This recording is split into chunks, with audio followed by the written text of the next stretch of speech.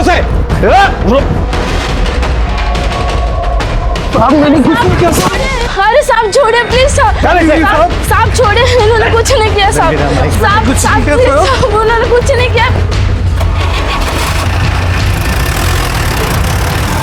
मैंने देखा वो गोविंद कंपाउंडर उस लड़के के साथ था साहब, और वो लड़के का हाथ कसकर पकड़ा हुआ था और वो लड़की उसको जबरदस्ती छुड़ाने की कोशिश कर रही थी। मैं सच कह रहा हूँ साहब, मैंने उस लड़की को बचाने की कोशिश की थी। हमारे हॉस्पिटल की बदनामी हो जाती।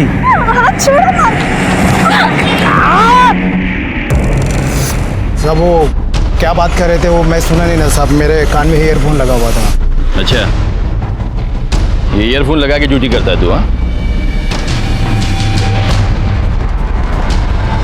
कहानी तो बहुत अच्छी बनाई है तूने, लेकिन वो लड़की अब तक मरी नहीं है, और दुआ कर कि वो लड़की जिंदा रहे। कहीं अगर वो मर गई ना तो तेरे सेहत के लिए अच्छा नहीं होगा, समझे? साहब मैं सच बोल रहा हूं, मैंने कुछ नहीं किया साहब। देखो तुमको घबराने की कोई जरूरत नहीं है, तुम बिल्कुल सेफ हो। तुम सिर्फ हमें अपने माता पिता के बारे में बता दो ताकि हम उनको इन्फॉर्म करते हैं। परेशान होंगे ना? देखो हमने उस आदमी को अरेस्ट कर लिया है जो तुम्हारे साथ उस दिन छत पे था। उसका ये कहना है कि तुम छत से कूदने की कोशिश कर रही थी और वो तुम्हें बचा रहा था। क्या ये सच है? अच्छा, तुम चाहो तो सिर्फ हाँ और ना में जवाब दे सकती हो। क्या नाम है तुम्हारा? कहां से आई हो? इस हॉस्पिटल में क्यों आई तुम? आखिर कौन थी ये लड़की और क्या हो रहा था उसके साथ? क्या कोई उसकी हत्या करने की कोशिश कर रहा था या फिर वो खुदकुशी करना चाहती थी? पुलिस उन घटनाओं को देख रही थी जो उनके सामने हुई थी और उन्हीं घटनाओं से जुड़े लोगों से पूछताछ की जा रही थी। आपके हॉस्पिटल की छत से एक लड़की नीचे गिर जाती है, लेकिन यहाँ पर किसी को नहीं मालूम कि लड़की कहाँ से आई, कौन है। कोई सुसाइड करने हॉस्पिटल नहीं आता। या तो वो लड़की यहाँ किसी रिश्तेदार से मिलने आई थी या फिर किसी डॉक्टर से। लेकिन सवाल ये उठता है कि वो लड़की और आपका कंपाउंडर गोविंद छत पर कैसे गए?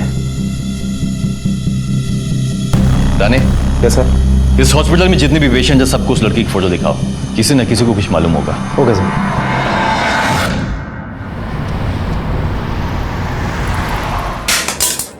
अरे ये क्या कर रही हो? पागल हो गई हो क्या? मोबाइल क्यों तोड़ रही हो? क्या पतिदेव, पुराना जाएगा तभी तो नया आएगा। अरे 3 महीने पहले खरीदा था मैंने, 15,000 रुपए का मोबाइल है वो। क्या जिंदगी वाली बातें कर रहे हो? तुम्हें पता है वो लड़की अस्पताल की छत से कूद गई है।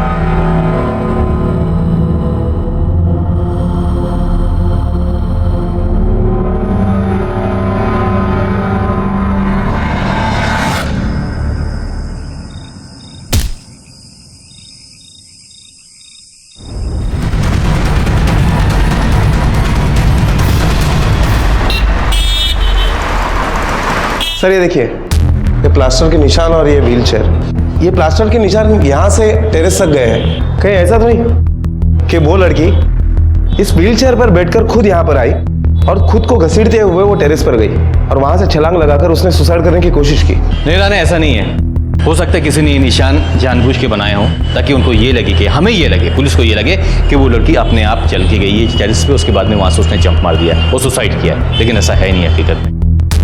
Quite possible sir. उस लड़की के पैर में प्लास्टर है, अपने आप वो छत पे नहीं जा सकती। कोई जबरदस्ती यहाँ पर आया, हॉस्पिटल में आया, उसको खींचता हुआ छत पे लेके गया और वहां से उसको धक्का दे दिया। और ये सारी चीजें आपकी मौजूदगी में हुई। लेकिन सर वो छत पे कैसे गई वो मुझे पता नहीं पड़ा। लेकिन सर आप यकीन कीजिए, इसमें हमारा कोई भी स्टाफ इन्वॉल्व नहीं है। ऐसी नीच हरकत आपके स्टाफ का एक आदमी अगर कर सकता तो मेरा शक किसी भी जाएगा। याद रखिएगा। राणे चला।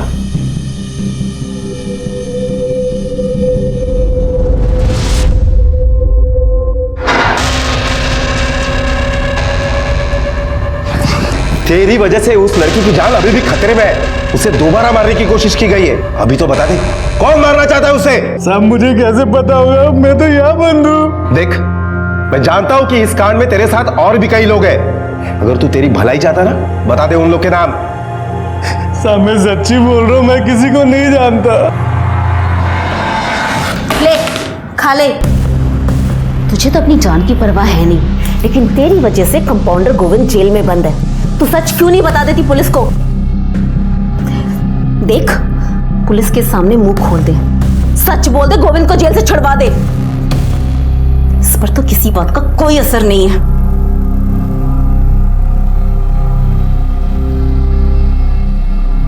लड़की की पहचान अब तक पेशेंट नंबर 1087 बनी हुई थी और लड़की की चुप्पी ने इस केस को बेहद मुश्किल बना दिया था। पुलिस की सारी जांच पेशेंट नंबर 1087 और हॉस्पिटल से जुड़े लोगों के बीच में घूम रही थी, लेकिन कहीं और एक क्राइम और हुआ था। पर उसका इस लड़की से क्या संबंध था, अब तक इसकी पुलिस को कोई खबर नहीं थी। अरे रुकिए, कहाँ जा रहे हैं आप लोग? सब वो रचना से मिलना साहब। कौन रचना? वो जिसका फोटो डाला अखबार में आप लोगों ने साहब, वो हमारा बेटी है, वो उससे मिलना साहब हमको। देखिए, आप लोग ऐसा नहीं मिल सकते, मुझे मेरे साहब से बात करनी होगी। अरे अपनी बेटी से मिलने के लिए आपके साहब की इजाजत लेनी पड़ेगी? हाँ देखिए, आप लोग समझने की कोशिश कीजिए, मैं साहब से बात कर लेता हूँ, फिर मैं आप मिल लीजिए। एक मिनट में बात कर लेता हूँ। Hello sir.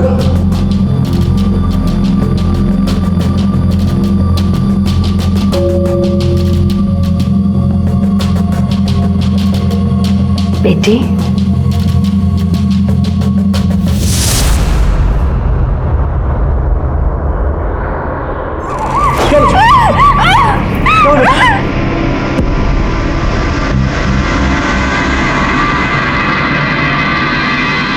सर, वो दो लोग जो खुद को इस लड़की के माँ बाप बता रहे थे, उनमें से जो औरत थी उसका मुंह इस लड़की ने नोच लिया सर, और उसके बाद वो दोनों भाग गए।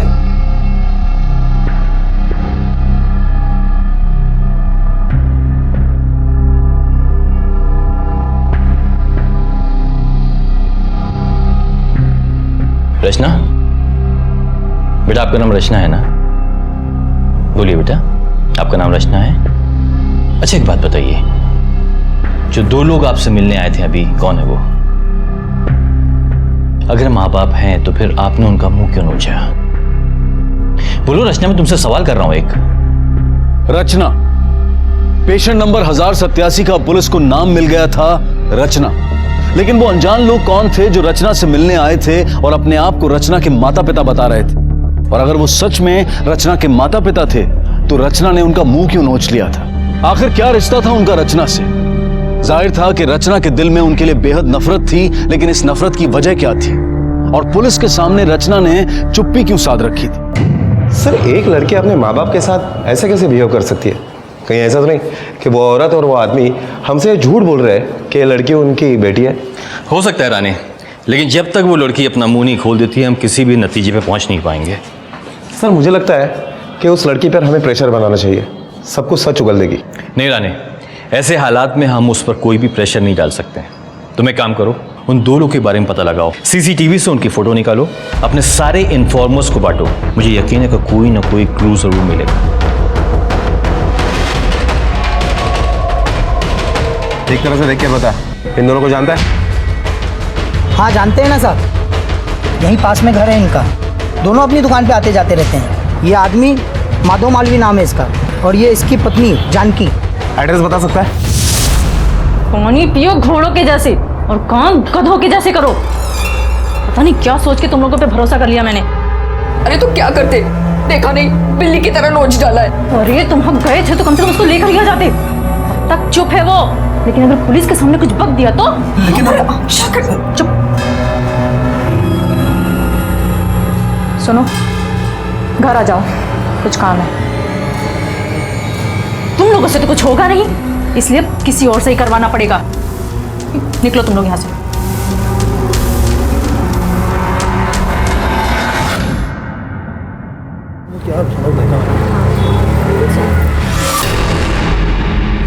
भाई साहब, हम लोग गलत आ गए हैं, आप लेफ्ट ले लो, आगे से लेफ्ट।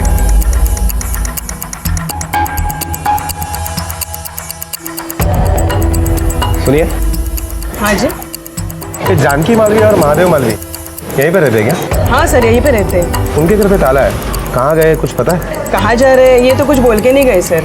अच्छा, उनकी बेटी रचना, उसके बारे में कुछ बता सकती हैं आप? बेटी सर उनकी कोई बेटी है ही नहीं। क्या? हाँ। अच्छा, महादेव मालवी या जानकी मालवी का नंबर है आपके पास? हाँ जी सर है। सर इनके घर पे तो ताला है और एक बात पता चली है कि रचना के माँ बाप है नहीं और पुलिस से बचने के लिए ये लोग फरार हो गए। तुम एक काम करो, उनके फोन टैप करो, पूरी डिटेल निकालो, कब और किससे बात करते हैं, मुझे पूरी रिपोर्ट चाहिए। Okay sir. ये लड़की तेरे हॉस्पिटल में है, बड़ी सख्त जान, चाह ही नहीं रही। मतलब आप मुझे इसका... तू बिल्कुल सही समझ रहा है। इसके जीवन की ज्योति जो कि अखंड होती जा रही है, उसको बुझा दे। ये ले 30,000 रुपए, बाकी के काम होने के बाद लेकर जाना। ठीक है।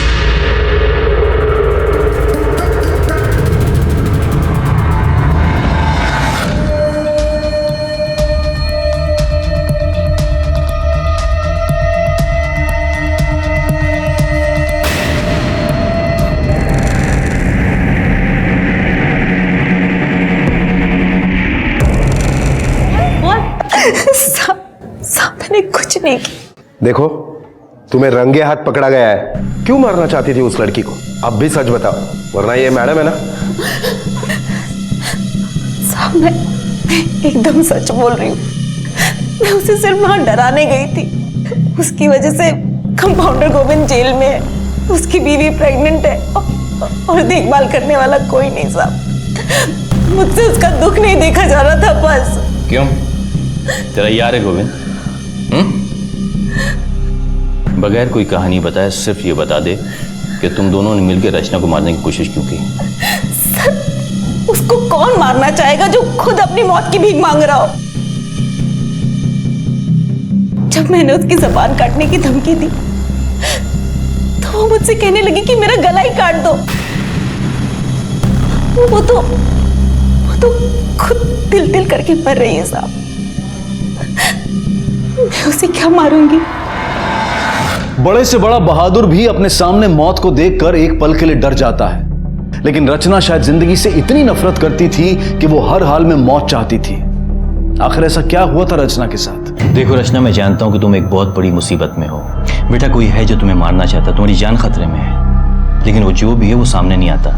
उसने किसी और को हायर किया तुम्हें मारने के लिए।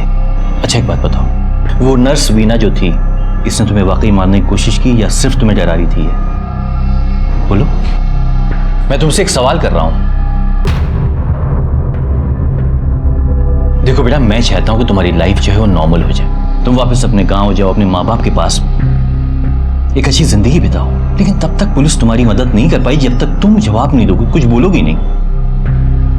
तुम्हें पुलिस के साथ में कोऑपरेट करना ही पड़ेगा।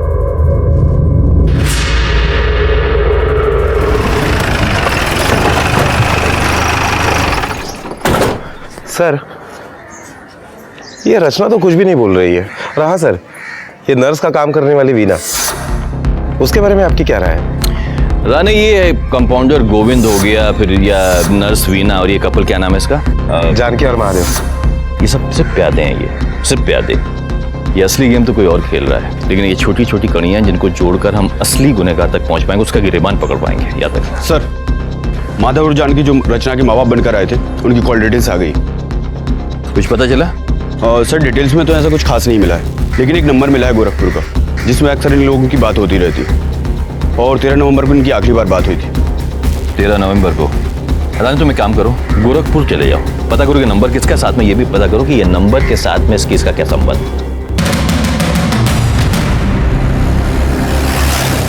ये मुंबई पुलिस से है, ये आपसे कुछ पूछताछ करने के लिए आए हैं। इस फोटो में जो दो लोग हैं, क्या जानते हैं आप उन्हें? सर ये तो मेरे भैया भाभी हैं, आप इनकी फोटो क्यों दिखा रहे हैं? क्या बात है सर? और ये फोटो देखिए, इस फोटो में जो लड़की है, क्या पहचानते हैं आप इसे? नहीं पहचानते इसे। गौर से देखिए, पहचानने की कोशिश कीजिए। हमने कहा ना साहब, इसे हम नहीं जानते। सर इनके लिए ये मर गई है, पर क्या हुआ है इसे? ये हमारी बच्ची रचना है, इसे क्या हुआ है सर? इसके सर में पट्टी क्यों बंधी है? देखिए, ये लड़की मुंबई के एक हॉस्पिटल में एडमिट है, 2 बार इसकी जान जाते जाते बच गई है। कैसे माँ बाप है आप? अपनी बेटी की खबर लेने की भी कोशिश नहीं की आप लोगों ने? वो हमारी बेटी तब तक थी जब तक वो इस घर के दहलीज के अंदर थी। जिस दिन से वो इस घर के दहलीज से बाहर गई है, समर के साथ भागकर, हमारे लिए वो मर चुकी है। अब वो जिए या मरे उससे हमें कोई मतलब नहीं है। हम उसका शकल भी देखना नहीं चाहते। देखिए, आप लोग सहयोग करें या ना करें, लेकिन पुलिस को तो अपना काम करना ही पड़ेगा। फिलहाल तो आप लोगों को मेरे कुछ सवालों को जवाब देने पड़ेंगे। ये रचना के मामा मामी उसके झूठे माँ बाप बनकर हॉस्पिटल में घुसे थे, और उसके बाद ऐसा क्यों किया उसने? सर, रचना तो अपनी मामा मामी से बहुत प्यार करती है, फिर वो अपने मामी का मुंह कैसे नोच सकती है? अरे नहीं साहब, इसके भैया भाभी है ही मक्कार। पैसों के लिए तो वो किसी को भी धोखा दे सकते हैं। रचना के साथ भी उन्होंने कोई ना कोई धोखा जरूर किया होगा। अच्छा, जिस लड़के के साथ रचना भागी थी, क्या नाम है उसका? समर, कहाँ रहता है वो? साहब, मैं समर का पिता हूँ। पर बात क्या है साहब? आपका बेटा समर है कहाँ? अब वो तो 13 तारीख से ही गायब है। मुझवानी, हमने भी सुना है कि वो रचना के साथ कहीं भाग गया है। वो रचना के साथ नहीं है, बल्कि रचना तो मुंबई के एक हॉस्पिटल में कई दिनों से एडमिट है। 2 बार मरते मरते बची है वो। अब उसने सुसाइड करने की कोशिश की या कोई उसे मारना चाहता है, ये अब तक पता नहीं चला है। 100% जान लेने की कोशिश की होगी उसने।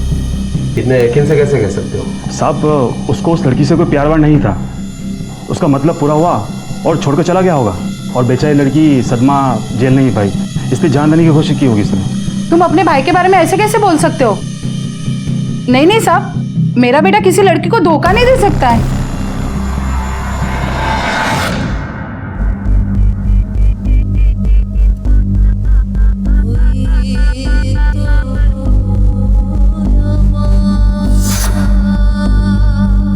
ले रचना, हो गई हमारी सगाई, और अब हम कहीं भागकर शादी कर लेते हैं, क्योंकि मैं जानता हूँ हमारे माता पिता कभी नहीं मानेंगे हमारी शादी को। सच बताऊं समर, मेरा ऐसे भाग के शादी करने का मन नहीं है। भागना तो पड़ेगा ही रचना, वरना चल कूद जाते हैं यहाँ पे साथ में। दोबारा ऐसे मत बोलना। अगर तुम ऐसे मेरे होठों पे हाथ रखती रही तो मेरा बार बार बोलने का मन करेगा।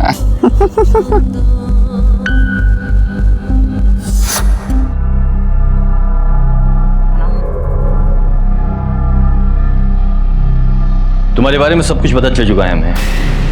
नाम रचना मालवी, तुम्हारे माता पिता का नाम श्याम मालवी और नंदिनी मालवी। देखो, सब कुछ जानते हैं हम तुम्हारे बारे में। अपने माँ बाप के खिलाफ एक समर नाम के लड़के के साथ में तुम भाग के आई थी। उस लड़के ने तुमको धोखा दिया, तुमसे झूठ बोला, तुमको छोड़ के चला गया, और उसके गम में तुमने अपनी जान देने की कोशिश की। क्यों? एक धोखेबाज के लिए क्यों अपनी जान देना चाहती हो तुम? हम समर के लिए जान देना चाहते हैं। समर ने हमें धोखा नहीं दिया है। समर धोखेबाज नहीं है। अगर समर ने तुमको धोखा नहीं दिया है तो फिर कहां है वो? वो मार दिया मेरे समर को।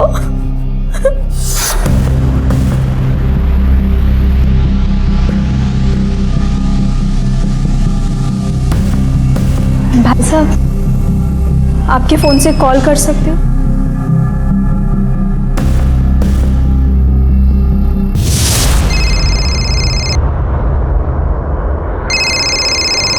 हेलो हेलो समर, हम रचना। हाँ रचना, कहाँ हो तुम? अरे तुम्हारे मामा मामी ने हमें धोखा दिया है। किसने मारा? तुम्हारे मामा मामी ने तुम्हें धोखा क्यों दिया? देखो बेटा, तुम्हें सब कुछ बताना पड़ेगा पुलिस को। तुम चाहती हो ना कि समर के कातिल को सजा मिले, तुम्हें कोऑपरेट करना पुलिस के साथ में, सब कुछ बताना पड़ेगा।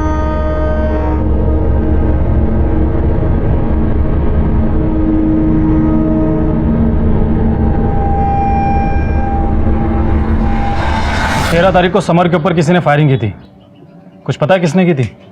सब हमें नहीं, पूरा गांव को पता है। साहब, 30 सालों से हमारे पास बंदूक है, लेकिन उस दिन पहली बार गोली चलाई, लेकिन समर को मारने के लिए नहीं साहब, उसे धमकाने के लिए। तो उस दिन तुम्हारी गोली से समर बच गया था? फायर तो किया था मैंने, बहुत गुस्से में था साहब। 13 तारीख को जब मुंबई से उसके मामा मामी ने बताया कि रचना भागकर मुंबई गई, तो मैंने सोचा कि इसमें भी समर का ही हाथ होगा।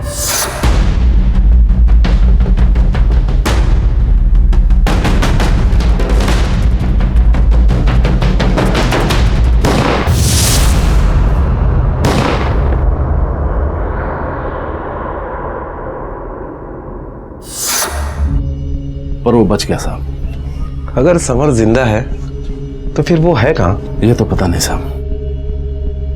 ठीक है सिंह साहब चलिए। सर, चश्मदीद लोगों से पूछताछ करने पर पता चला है कि रचना के पिताजी सच कह रहे थे। 13 तारीख को रचना के पिताजी ने गोली तो चलाई थी, लेकिन सिर्फ समर को डराने के लिए।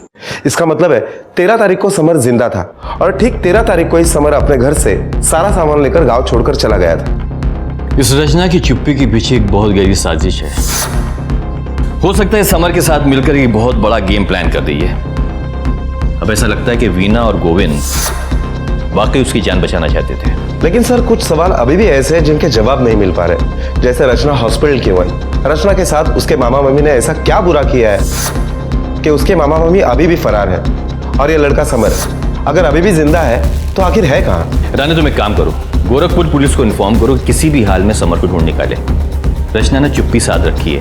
एक बार ये लड़का हमारे हाथ लग गया ना और हमने इस पर जोर डाला तो जरूर सच उगल देगा। Okay sir.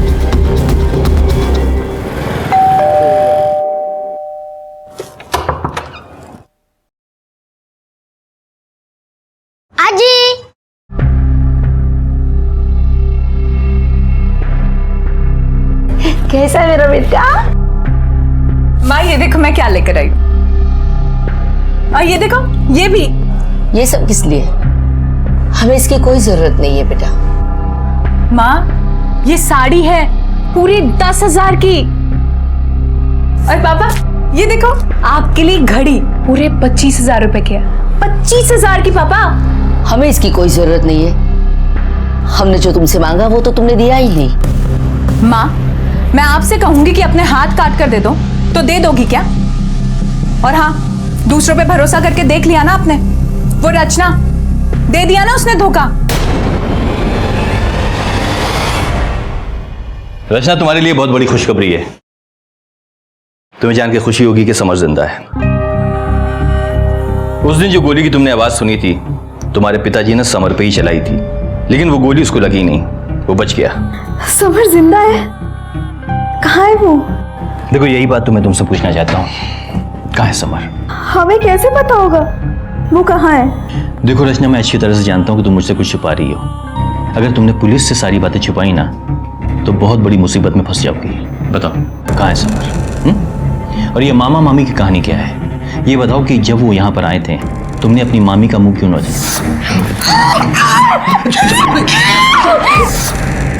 समर सच में जिंदा है ना?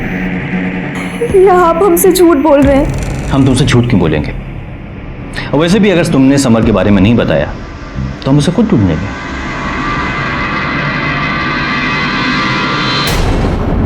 रचना के लिए जिंदगी का दूसरा नाम समर था। जब उसे इस बात का एहसास हुआ कि समर की हत्या की जा चुकी है तब उसके लिए भी जीने की कोई वजह नहीं बची थी।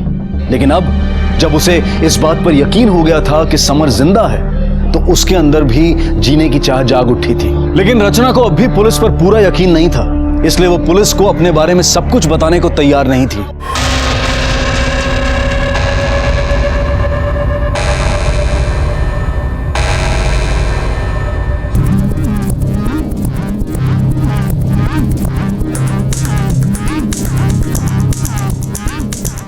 इस लड़के को देखा है यहाँ आसपास में? साहब ये तो वही लड़का है।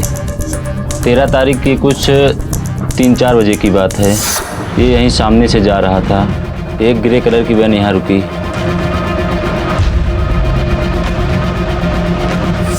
तो जब ये सब तुम्हारी आंखों के सामने हुआ तो तुमने पुलिस में शिकायत क्यों नहीं की? साहब डर गए थे। अभी आपने पूछा तो बता दिया।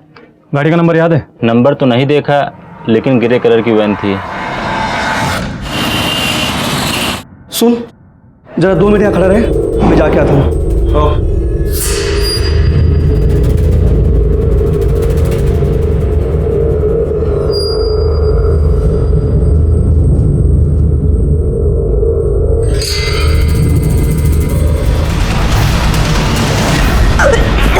क्या बेटा? क्या? कभी हमारी किसी ने जान लेने की कोशिश किया। कौन था वो? यहाँ का हॉट बॉय, पहले भी देखा है उसे।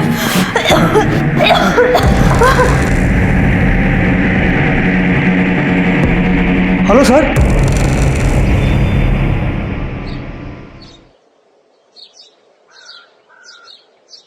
सकती है, जिसका फोटो आपने हमें भेजा था। डॉक्टर साहब, लाश तो समर की है। इसकी पोस्टमार्टम रिपोर्ट के मुताबिक इसके सर पर किसी रॉड जैसी चीज़ से 4 बार हमला किया गया और इसकी मौत भी उसी वजह से हुई है। मौत का वक्त है 13 तारीख को तकरीबन 3 से 5 के बीच।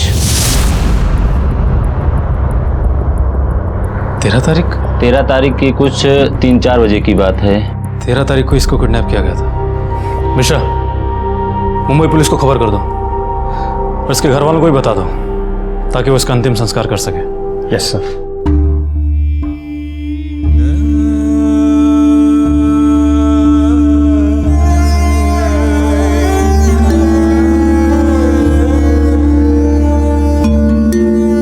कभी सोचा भी नहीं था कि ऐसे दिन देखने पड़े। हिम्मत रखिए भाई साहब, आपके बाकी और दोनों बेटे तो है ना? हाँ है, लेकिन अपने बेटे समर की चिता को आग लगा कर आ रहा हूं। ऐसा लगा जैसे कि मैं खुद को आग लगा दी। भाई साहब, मैं आपके सामने हाथ जोड़ता हूं, आप अपनी बेटी के पास चले जाइए। उसको आपकी जरूरत है। देखिए भाई साहब, जिंदगी ना कभी दोबारा मौका नहीं देती।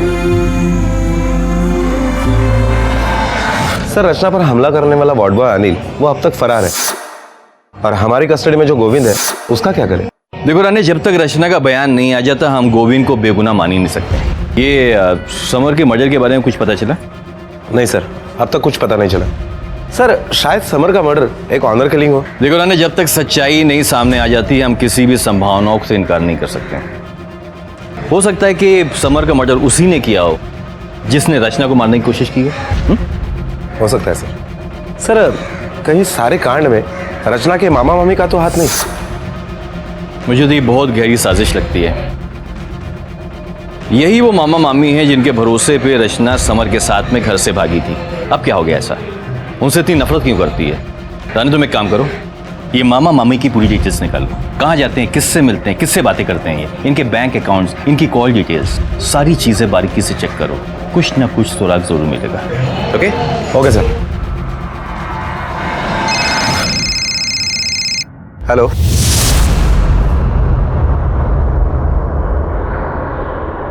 ऐसे क्या हो गया कि जैसे तुम लोग यहाँ पर पहुंचे रचना यहाँ से गायब हो गई?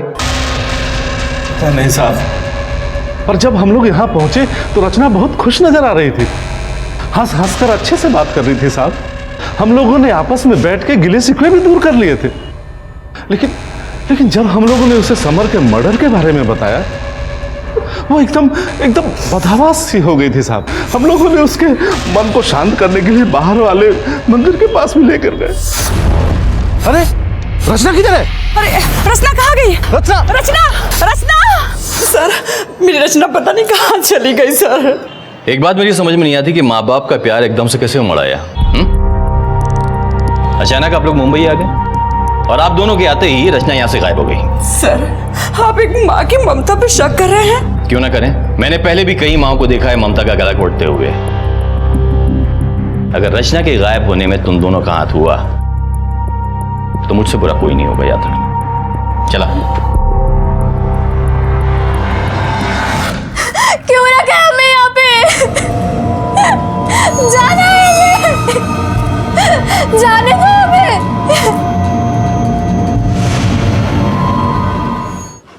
रचना की मामा की डिटेल्स आ गई है। रचना का मामा एक किराने की दुकान चलाता है जो चलती नहीं है और रचना की मामी एक ब्यूटी पार्लर में नौकरी करती है। सर, इसके बावजूद भी रचना की मामा के अकाउंट पर 12 तारीख को 2 लाख रुपए चेक से जमा हुए। ये चेक किसने इशू किया? मेरे कहने का मतलब है किस अकाउंट से इशू किया गया है? सर, कोई लेडी है मोहिनी नाम की, हम उसके घर पर भी गए थे लेकिन वो भी गायब है। कमाल है, चेक देने वाला गायब, चेक लेने वाला गायब। यहाँ दाल में काला नहीं है राने, पूरी की पूरी दाल काली है यहाँ पर। तुम्हें मालूम है इस तरह के कांड में जब ट्रांजैक्शन होता है पैसे का तो कैश में होता है, किसी तरह चेक नहीं दिया जाता, क्योंकि 8 नवंबर को नोटबंदी थी, इसलिए मजबूरन जो पेमेंट हुआ है वो चेक में हुआ है। सर, आपका शक सही है। इस पूरे मामले में कोई तो ऐसा है जो इन सभी लोगों का इस्तेमाल कर रहा है एक मोहरे बनाकर। लेकिन ये खेल कौन रहा है? क्या वो मोहिनी हो सकती है?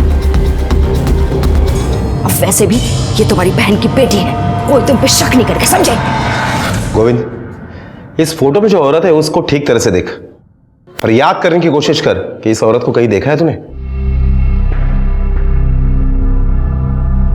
हाँ साहब, इसको हॉस्पिटल में कई बार देखा है, पर ये कौन है, क्या करती है, मुझे नहीं पता साहब।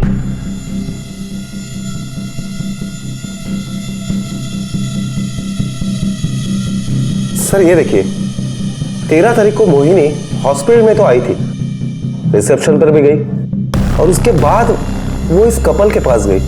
उसके साथ ये कपल कौन है? रानी तुम एक काम करो, हॉस्पिटल से डिटेल निकालो, इस कपल के बारे में पता करो और ये भी पता करो कि ये कपल मोहिनी के साथ में हॉस्पिटल क्यों गया था।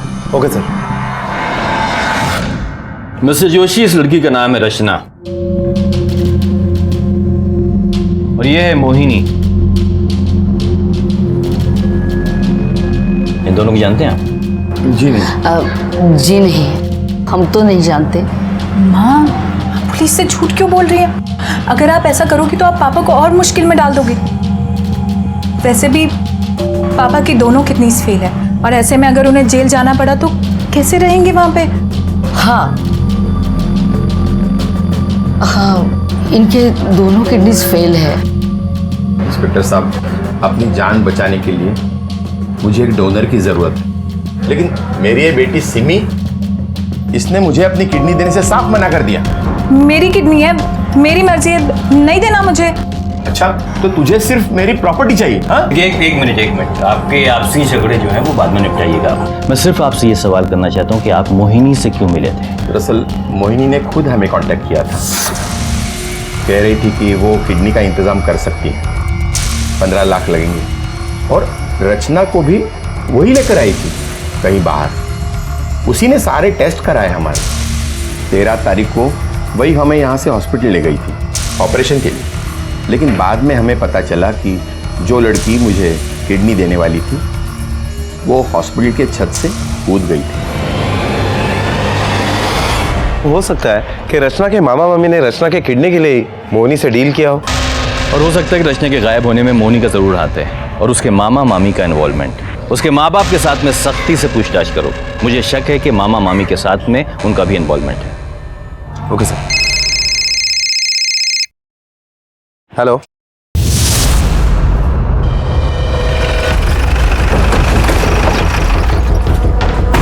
तेरी बीवी कहाँ है? साहब वो भाग गई साहब। सच कह रहा है? हाँ साहब। रानी, इसको हॉस्पिटल लेके जाओ। चलो। साहब, हमें पैसे की बहुत ज़रूरत थी। हम वो मोहिनी को जानते थे, हम उसको बताए तो वो बोली कि उसको किडनी की ज़रूरत है, और साहब वो किडनी के लिए 5 लाख रुपए तक देने को तैयार थी। और उस समय रचना मुंबई में ही थी।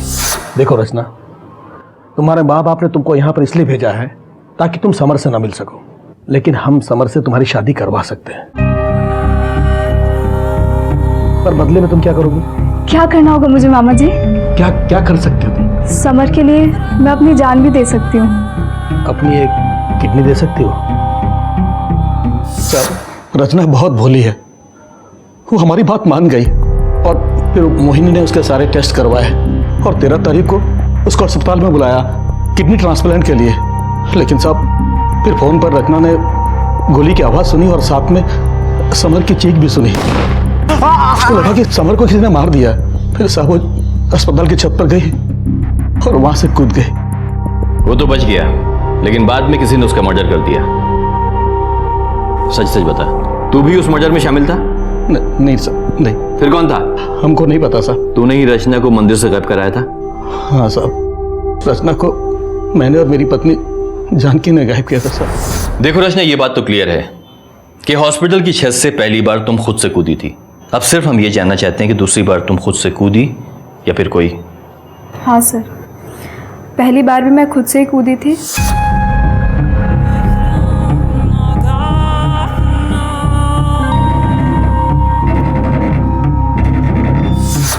और दूसरी बार भी।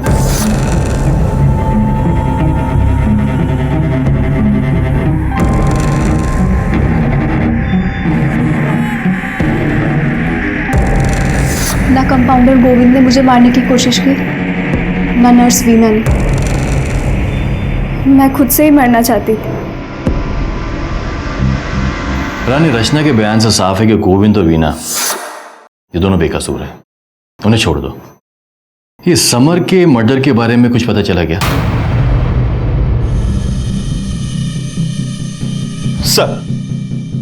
सर गोरखपुर में 174 ग्रे कलर की वैन है, जिनमें से 111 टूरिस्ट व्हीकल में चलती हैं। 13 तारीख को वैसी ही एक ग्रे कलर की वैन गांव के 2 लड़कों ने किराए पे ली थी सिटी ट्रैवल्स वाले से। कौन थे वो दोनों? सर वो दोनों समर के बड़े भाई थे।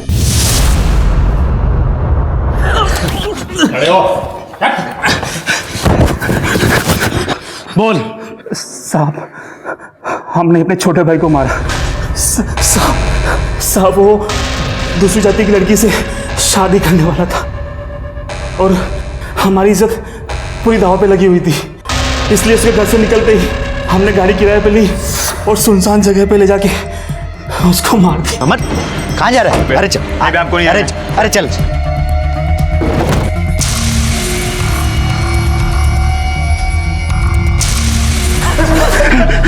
सिर्फ इतनी सी बात के लिए तुमने अपने भाई को मार डाला। एक बार भी नहीं सोचा तुम्हारे माँ बाप पर क्या बीतेगी। 3 बेटे होने के बाद भी अब उन्हें पूरी जिंदगी बेऔलाद होकर गुजारनी पड़ेगी। समर के दोनों भाई पुलिस की हिरासत में हैं और उन पर समर के मर्डर का केस चल रहा है। रचना की मामी जानकी और किडनी रैकेट चलाने वाली मोहिनी यादव दोनों अब भी फरार हैं और पुलिस उनकी तलाश में जुटी हुई है। लेकिन यह तय है कि आज नहीं तो कल दोनों पकड़े ही जाएंगे, जबकि रचना के मामा और किडनी रैकेट से जुड़े सभी लोगों पर केस चल रहा है। लेकिन आज के दौर में इंसानी रिश्तों को यह क्या होता जा रहा है?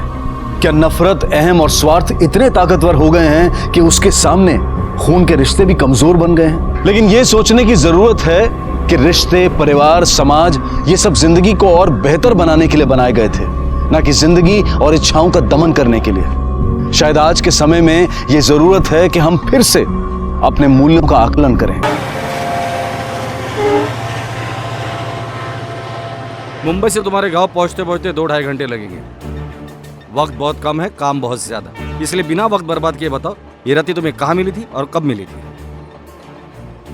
साहब, रति और मेरी पहली मुलाकात हमारे गांव के डॉक्टर राणे के क्लिनिक में हुई थी। क्लिनिक? महीने 2 महीने में। डॉक्टर हो यार, धीरे से दर्द हो रहा है ना। अरे घबराए मत सरपंच जी, भला हो अपनी गांव की मिट्टी का, हवा का और जो घी आपने खाया है, ये तो मामूली मोच है, कुछ दिनों में सही हो जाएगा। अब घबराइए मत, मैं कुछ दवाई लिख के देता हूँ, है ना? घबराइए मत, तुम्हारा क्या जाता है डॉक्टर, तो फिर मैं चलता हूँ। हाँ अरे सुनिए, अभी आप निकल सकते हैं, लेकिन 4-5 दिन कंटिन्यूसली आपको यहाँ आना होगा, सिकाई और मालिश के लिए, और कुछ एक्सरसाइज भी बता दूंगा, वो करते रहना। रति जी, ये जरा दवाई निकाल के देना डिस्पेंसरी से, और इनकी सिकाई और मालिश कराती रहना, है ना? और कुछ एक्सरसाइज भी बता दूंगा, वो भी कराती रहना, है ना? जा। डॉक्टर। हाँ जी। ये रति है, हमारे यहाँ काम करती है, बेचारी अनाथ है।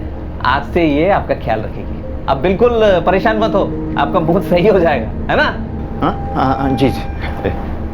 साहब, रति सीरत और सूरत से बहुत अच्छी लड़की थी। उसके दिन रात सेवा करने से ही मैं ये लंगड़ते हुए भी चल सकता हूँ, हाँ, वरना नहीं चलता था। रति बेटा, तुझे आता जादू है, बहुत अच्छा लगता है, तू मालिश करती है तभी।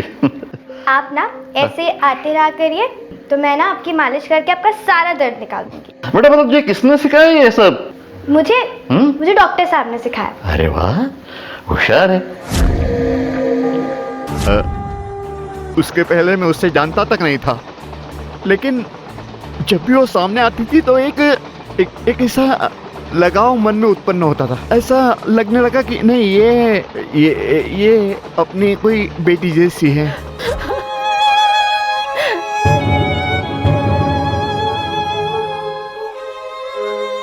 बेचारी इस रति का क्या होगा? अब कौन संभालेगा इस बेचारी को? हम संभालेंगे इसको, चलो रे। अरे छोड़ो इसे, शर्म नहीं है क्या तुम्हें? क्या बिगाड़ा इस बच्ची ने तुम्हारा?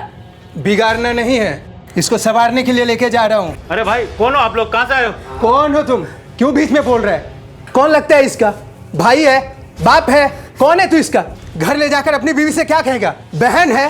रखेल है? राखेल तू जा।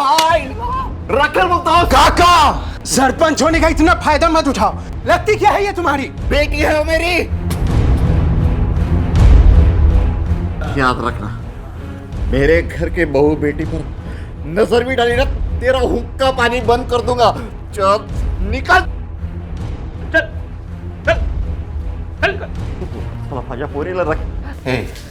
हे बा, घबरू नका, रो मत। ये बाप तेरा जिंदा है बेटा, बात मैं हूं ना, है ना? ये है मेरा छोटा सा घर। यहाँ तुझे बिल्कुल अरे नहीं दादा, मैं अरे मैंने बोला छोड़। मेरी बोली ना अंदर आती है ना, आपलंच घर समझ। हे बघ, यहाँ तुझे कोई किसी बात की तकलीफ नहीं होगी। जो भी तुझे चाहिए मुझे बोल देना, मैं ले आऊंगा। ए पूरी बेटा, ए पूरी बंगल्या घरात रडायचं नसतं। मग तू यहाँ सुखी रहेगी, तेरा बाप हो ना। साहब, रति अपने नए घर में यानी मेरे घर में बहुत खुश थी। तभी मेरा बेटा शशांक, जो पूना में हवाई जहाज उड़ाने की ट्रेनिंग ले रहा था, वो छुट्टी में घर आया। वो रति को देखकर ऐसा लगता था कि उसे प्यार करने लगा है, उसको लगाव हो गया रति से।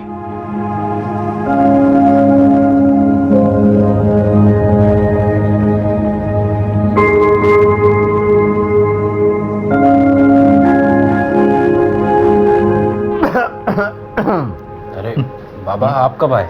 मैं, तेरा जो ध्यान लग रहा था ना उधर, तभी आया। शशा, अपना घर कैसा एकदम स्वच्छ टाप टिप सुंदर लग रहा है ना? तेरी आई रखती थी वैसा? बहुत अच्छा, बहुत अच्छा ना। लेकिन बेटा, ये बहुत अच्छा 4 दिन की चांदनी और अंधेरी रात, बस। कुठे अंधेरा है बाबा? कुठेच नाही, तू जा, आम्ही बोलतोय। क्यों बाबा? देख, रति बड़ी हो चुकी, उसके लिए रिश्ते आने लगे हैं। कभी ना कभी उसकी शादी करनी ही पड़ेगी, और फिर वो किसी और के घर की लक्ष्मी बन जाएगी। यहाँ फिर वही अंधेरा, वही खाली खोखलापन। शशा, ये घर का अंधेरा तू दूर कर सकता है। कैसे बाबा? देख, अगर रति तुझे पसंद है तो मैं तुम दोनों की शादी करवा दूंगा। हाँ? बोला। ठीक है, अगर आप कह रहे हैं और इस घर को वापस घर बनाना है तो कर लेता हूँ। क्या बोला? हाँ, कर लेता हूँ। शशांक के फ्लाइंग कोर्स को पूरा होने में 2 महीने थे, इसलिए मैंने सोचा कि शादी धूमधाम से नहीं करूंगा, क्योंकि उसका असर उसकी पढ़ाई पर पड़ सकता था। फिर मैंने दोनों को भगवान के सामने खड़ा किया और माला डलवा दी, और घर में ही शादी कर दी उन दोनों की। सोचा था शशांक की नौकरी लग जाएगी तो पूरे गांव को न्योता दूंगा, लेकिन इंसान के सब सपने कहाँ पूरे होते हैं साहब। घर में खुशियों की बजाय मातम ने पैर फैलाने शुरू कर दिए साहब। ये तुम्हारे ऊपर बहुत अच्छी लगेगी। ये तो हो गया मेरा गिफ्ट, तुम्हारा गिफ्ट। माझा गिफ्ट का है? वैसे आज तुम बहुत खूबसूरत लग रही हो। चलो, मेरा गिफ्ट दो।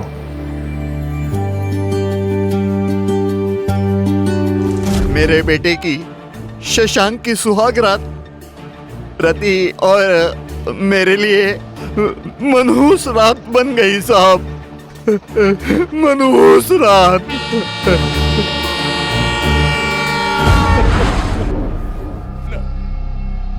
जवाब कर दो। अरे नहीं दादा, मैं अरे मैंने बोला छोड़।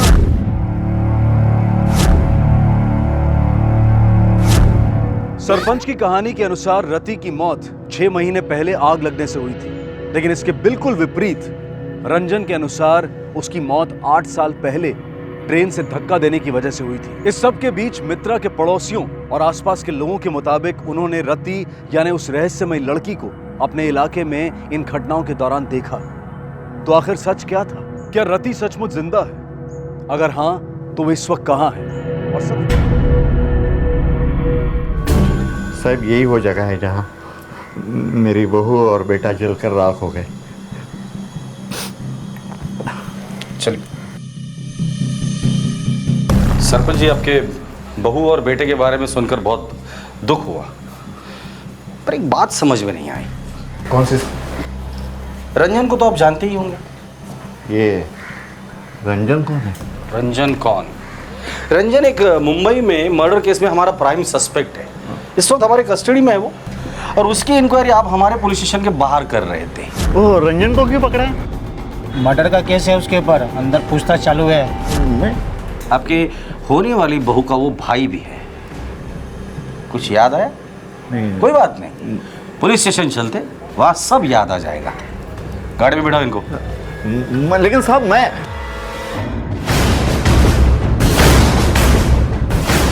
मात्रे इन्हें लगा हम यहाँ पिकनिक मनाने आ रहे हैं, तो रास्ता काटने के लिए इन्होंने एक कहानी हमें सुनाई। बहुत ही घटिया और वाहियात कहानी थी।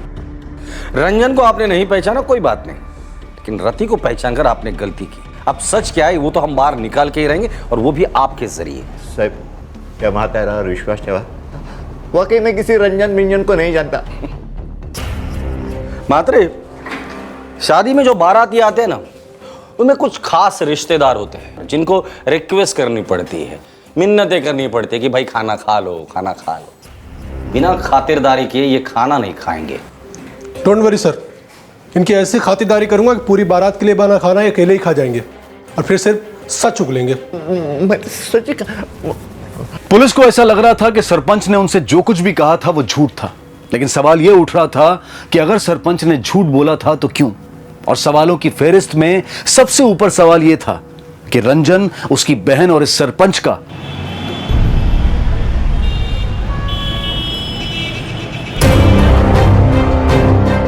गाड़ी रुको ना सर, जाना है। क्या हुआ? मुझे बाथरूम जाना है। अभी चुपचाप बैठो, कोर्ट में पेशी के बाद कर लेना सब। सर मेरे हाथ में नहीं है सर, कंट्रोल नहीं हो रहा, इमरजेंसी है, जाना है। गाड़ी रोको आगे। शिंदे तुम साथ में जाओ।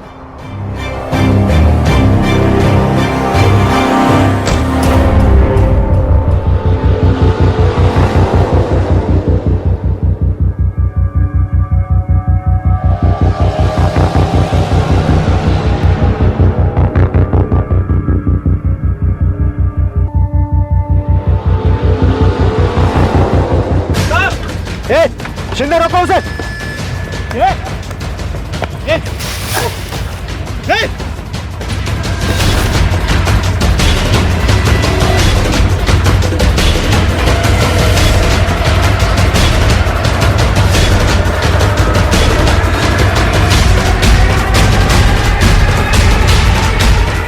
तुम इस तरफ देखो, मैं इधर देखता हूं।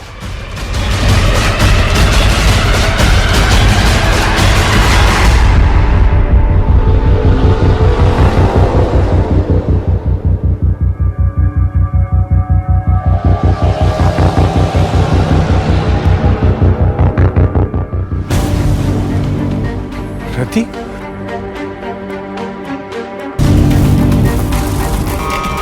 सर, रंजन हमारे हाथ से भाग निकला। क्या बॉम्बे ड्यूटी कर रहे थे या सो रहे थे तुम? उसकी फोटो हर पुलिस स्टेशन में सर्कुलेट कर दो। 24 घंटे के अंदर रंजन मुझे मेरे कस्टडी में चाहिए। Okay sir.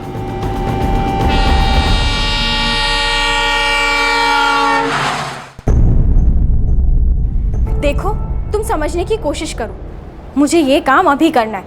तुम जल्दी मेरे घर आओ। ओके ठीक है, उस लीड को फॉलो करो तुम। तांबे को पलक से रिलेटेड कोई लिंक मिली है? ये लो प्रॉपर्टी के पेपर्स, अच्छे से चेक कर लो और जल्द से जल्द मेरे अकाउंट में पैसे ट्रांसफर कर दो, मुझे बहुत ज़रूरत है। अभी एडवांस दे देता हूँ।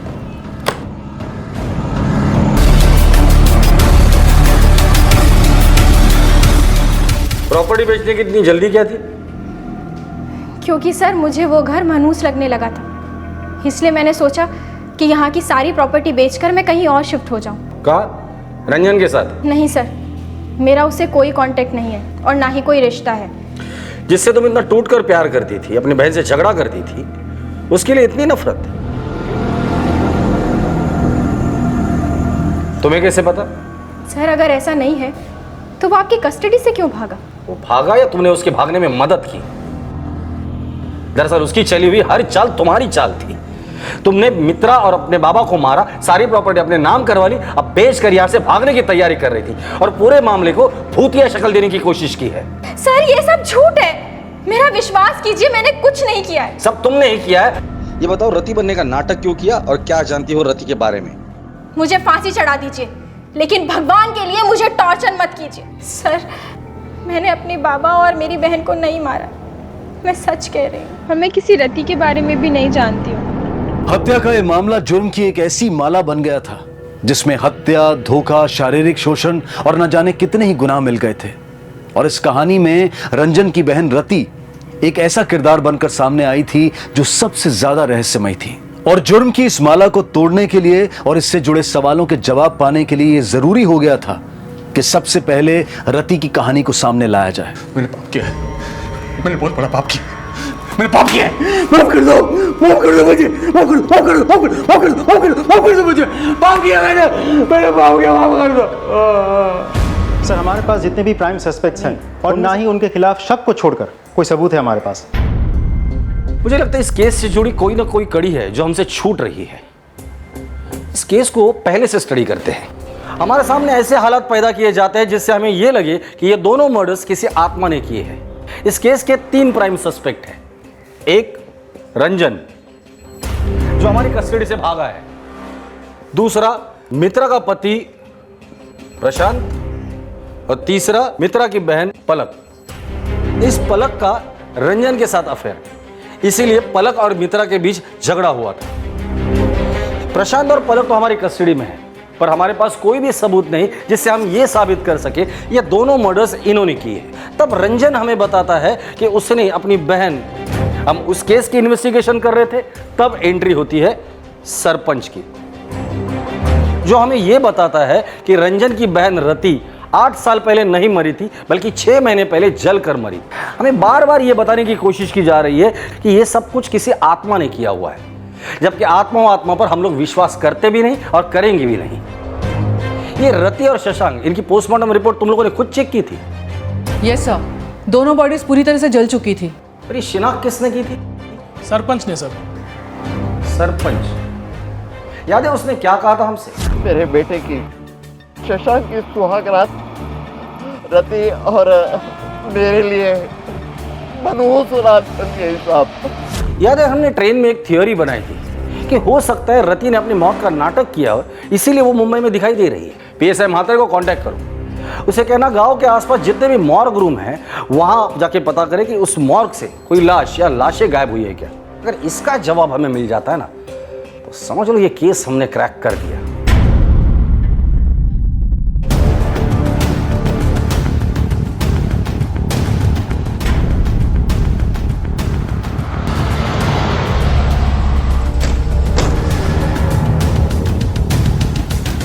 इस केस को देखिए, आप में से किसी ने इसको देखा है? सब बिलीवर्स सर, हमने इसे नहीं देखा है। ध्यान से देखिए, आप लोगों में से किसी ने इसको देखा है? लड़की को तो नहीं सर, लेकिन एक और लड़की को उस अंकल के साथ देखा था। किसकी बात कर रहे हो तुम? उसी बूढ़े अंकल की, जिसे 1-2 बार वो लड़की लेकर आया करती थी। लड़की की शक्ल याद है? नहीं सर, शक्ल तो ठीक से याद नहीं है। जिस गाड़ी से वो लोग आए थे, गाड़ी का नंबर याद है? नहीं सर। सीसीटीवी कैमरास तो होंगे? हाँ सर, सीसीटीवी लगाओ। फुटेज दिखाइए। आइए सर, मैं आपको दिखाता हूँ। चलिए, पॉज कीजिए।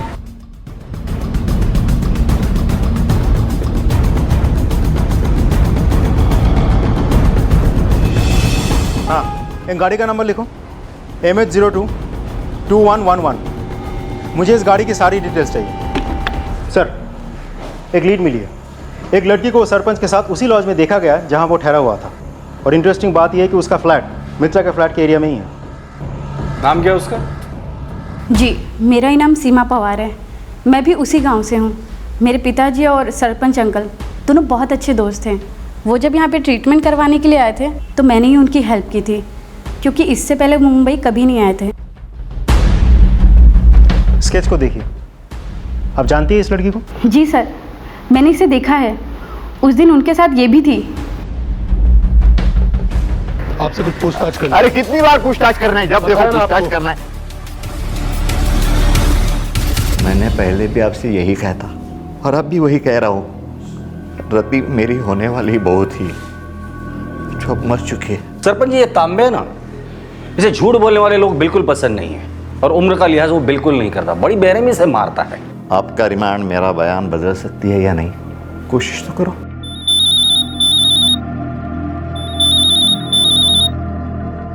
हेलो,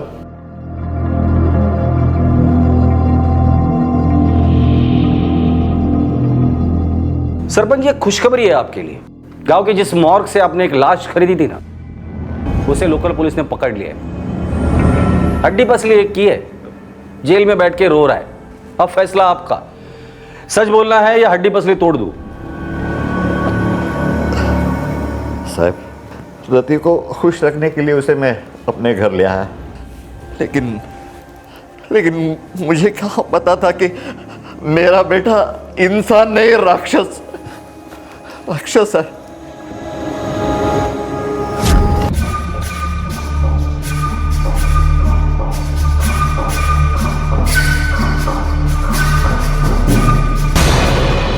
जी, कुछ चाहिए आपको? प्यास लगी। ठीक है, मैं पानी लेकर आती हूँ। पानी की नहीं, तेरी प्यास लगी है। तू मिल जाएगी तो मेरी प्यास भी बुझ जाएगी। छोड़ो मुझे, छोड़ो मेरा हाथ, छोड़ो, छोड़िए। मेरी प्यास बुझा दे, उसके बाद छोड़ दूंगा। शशांक, बाबा, और मुझे माफ कर दीजिए। माफी? इसको माफी नहीं, तुझे इसका प्रायश्चित करना होगा। इसके साथ शादी करनी होगी तुझे। नहीं बाबा, ये क्या बोल रहे हो आप? मैं इससे कोई शादी वादी नहीं करने वाला हूँ, और वैसे भी ये मेरे टाइप की नहीं है। टाइप वाले, वाह रे वाह। जब तूने इसका हाथ पकड़ा तभी ने सोचा तेरे टाइप की है क्या? नहीं, एक बात कान खोल कर सुन ले, इससे तुझे शादी करनी होगी, वरना मेरी दौलत का एक फुटी कौड़ी भी तुझे नहीं मिलेगी। तू ये भूल जा, तेरा कोई बाप था, समझा? ठीक है बाबा, अगर आप मेरी गलती की यही सजा देना चाहते हैं, ठीक है। अपना फ्लाइंग कोर्स खत्म करने के बाद इस लड़की से शादी करने के लिए तैयार हूं। कर्मचाऱ्यांना अटक, सोल्यामा फटकवलं पाहिजे। लाच मागतायत गरिबांची कामं। बाबा, बाबा, मुझे आपसे बहुत जरूरी बात करनी है।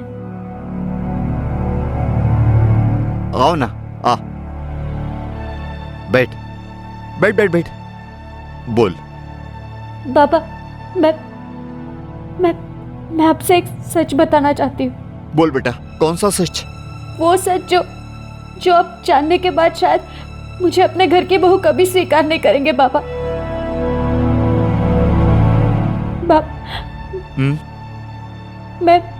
मैं जब छोटी थी तो मैंने बहुत दुख सहे बाबा, मुझ पर बहुत अत्याचार हुआ है। हाँ। बचपन में मामा ने मुझसे जबरदस्ती करने की कोशिश की और फिर नासिक में लल्लन ने। यहाँ जब मैं आपसे मिली तो उम्मीद की एक किरण दिखाई दी, लेकिन जिस डॉक्टर ने मुझे बचाया था वही। जैसे तूने सरपंच जी की सेवा और इलाज किया है ना, वैसे मैं चाहता हूँ कि तू मेरी भी सेवा और इलाज कर। डॉक्टर साहब, लेकिन उन्हें तो चोट लगी थी ना, आपको तो कहीं भी चोट नहीं लगी है। चोट? क्या किया आपने? आज से मैं तेरा मरीज और तू मेरी डॉक्टर। सेवा में कोई कमी नहीं आनी चाहिए, समझ? सुनिए, खोलिए, ऐसा पाप मत कीजिए, वो बच्ची है। हाँ, वही दवाई लेते रहना। एक्सरसाइज। बात तो कभी सुनते नहीं। एक कितनी बार समझाया तुम्हें? लो, भुगतो। पेट से है ये। क्या बक रही है? सच कह रही हूँ। चल हट, चल मेरे साथ, चल। नहीं, चल मेरे साथ। जा रही हूँ। सुनो। सुमंदा, चाय पिला दे जल्दी।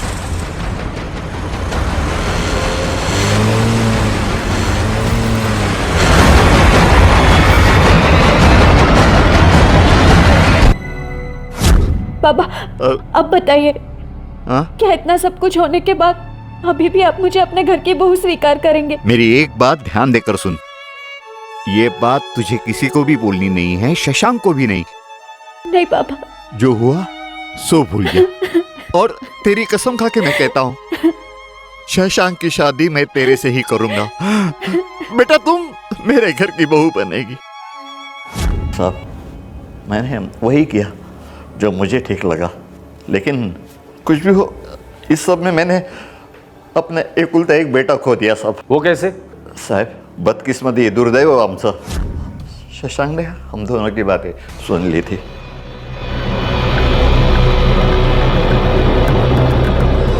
वो इस बात का फायदा उठाना चाहता था। वो शादी से पहले ही रति से शारीरिक संबंध रखने के लिए उसे ब्लैकमेल करता था साहब। पुलिस की तमाम कोशिशों और सरपंच के बयान ने यह साबित कर दिया कि वो रहस्यमय लड़की यानी कि रति अब भी जिंदा है। अब पुलिस के सामने बस एक ही चुनौती थी, रति को ढूंढना और उसे गिरफ्तार करके ये पता करना कि उसका और उसके भाई रंजन का मित्रा और मित्रा के पिता की हत्या से क्या संबंध है। मैं रति और रंजन का पता चाहिए।